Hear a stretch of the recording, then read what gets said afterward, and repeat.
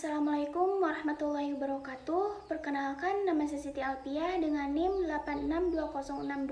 8620623039. Pada video ini, saya akan mereview buku materi pada mata kuliah Konsep Dasar IPS yang diterbitkan pada tahun 2011. Materi ini diampu oleh Bapak Sastrawijaya MPD pada semester 3. Nah, video ini dibuat sebagai bentuk tugas perbaikan nilai. Pada kesempatan ini, saya akan menyampaikan hasil review saya terhadap buku Konsep Dasar IPS yang disusun oleh tim dosen PGSD FIP Unimed Universitas Medan sebagai bahan perkuliahan bagi mahasiswa calon guru sekolah dasar. Buku ini bertujuan untuk memberikan pemahaman mendasar mengenai ilmu pengetahuan sosial atau IPS, khususnya terkait konsep-konsep dasar yang menjadi landasan dalam pembelajaran IPS di tingkat sekolah dasar. Baik, secara umum, buku ini menjelaskan bahwa IPS bukan sekedar kumpulan materi hafalan, melainkan merupakan integrasi dari berbagai disiplin ilmu sosial seperti ekonomi, sejarah, geografi, sosiologi, politik, dan ilmu sosial lainnya. IPS disusun untuk membantu peserta didik memahami kehidupan sosial secara menyeluruh, serta membentuk sikap sebagai warga negara yang baik, bertanggung jawab, dan memiliki kesadaran sosial. Dengan demikian, IPS memiliki peran yang sangat penting dalam pembentukan karakter dan pola pikir siswa. Nah, pada bagian awal buku ini membahas pengertian dan hakikat IPS. Dijelaskan bahwa IPS merupakan penyederhanaan dan seleksi dari berbagai cabang ilmu sosial yang disesuaikan dengan kebutuhan pendidikan. Nah, artinya materi IPS yang disajikan di sekolah dasar bukanlah ilmu sosial secara utuh seperti di perguruan tinggi, melainkan sudah disederhanakan agar sesuai dengan tingkat perkembangan peserta didik. Penjelasan ini penting karena sebagai calon guru kita harus memahami perbedaan antara ilmu sosial murni dan IPS sebagai mata pelajaran di sekolah dasar.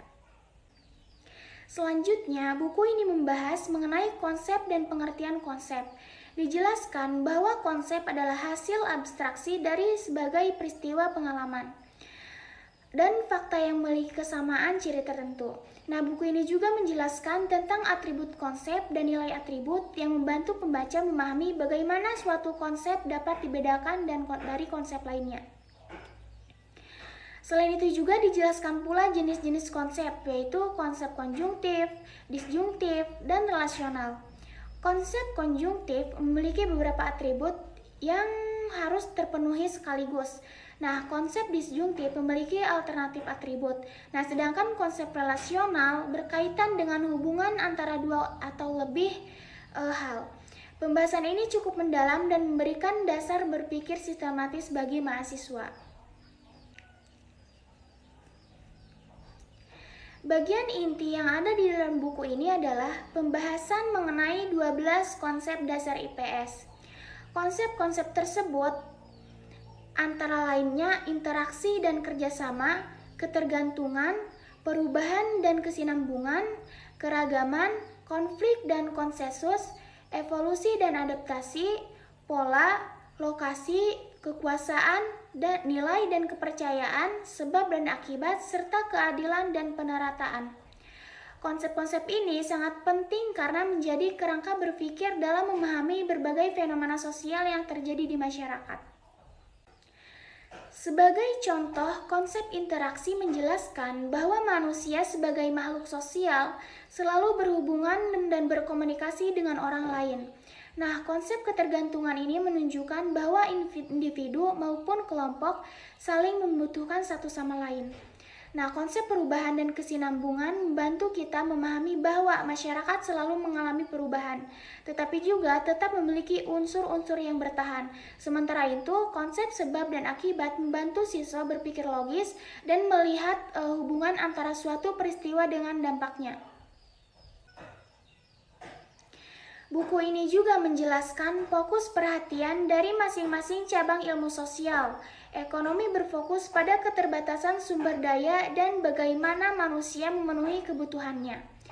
Politik berfokus pada kekuasaan dan pengembalian keputusan.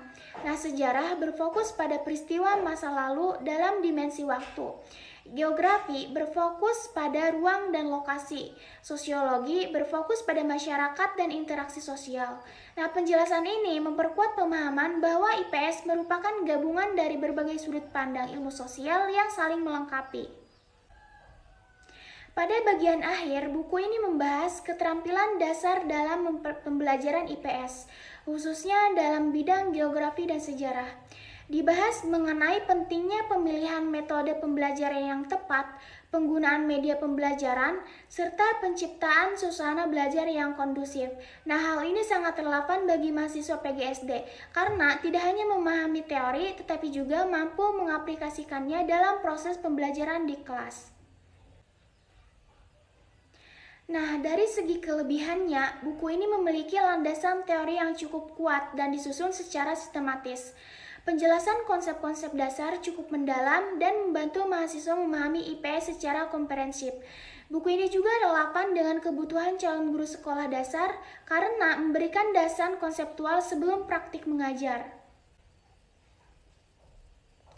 Namun demikian, buku ini juga memiliki beberapa kekurangan. Nah, secara teknis, terdapat beberapa kesalahan pengetikan atau typo dan tata letak yang kurang rapi. Bahasa yang digunakan pada beberapa bagian terasa cukup panjang dan berulang.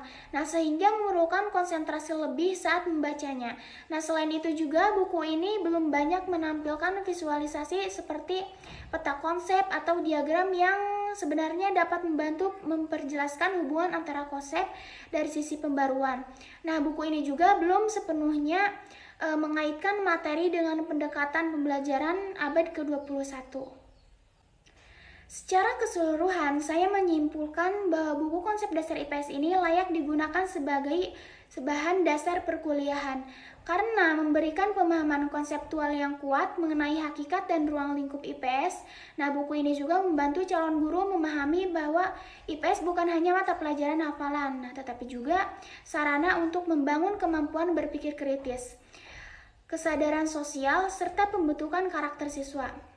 Meskipun masih perlu perbaikan dalam aspek penyajian dan teknis penulisan, buku ini tetap relevan sebagai fondasi awal dalam mempelajari konsep dasar ilmu pengetahuan sosial.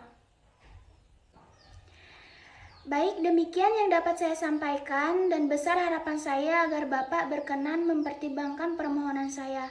Nah, apabila terdapat kekurangan dari saya siap menerima arahan dan perbaikannya. Nah, atas waktu dan perhatian Bapak, saya ucapkan terima kasih. Wassalamualaikum warahmatullahi wabarakatuh.